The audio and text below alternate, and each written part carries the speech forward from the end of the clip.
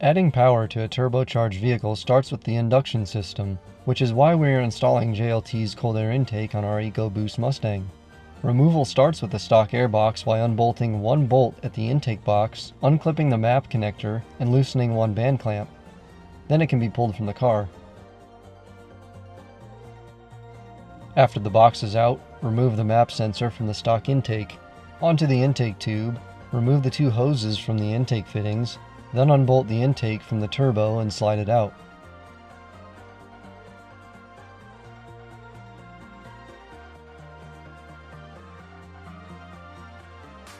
Attach the new rubber boot to the turbo, then drop in the JLT tube.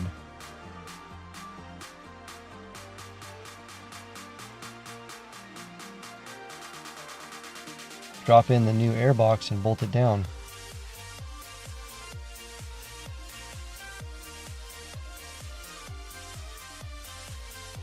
After attaching the filter, tighten the intake tube down to the turbo and tighten the filter.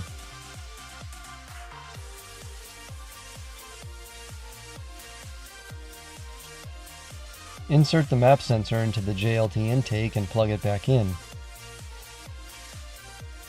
Then reattach the two intake hoses and the cold air intake install is finished.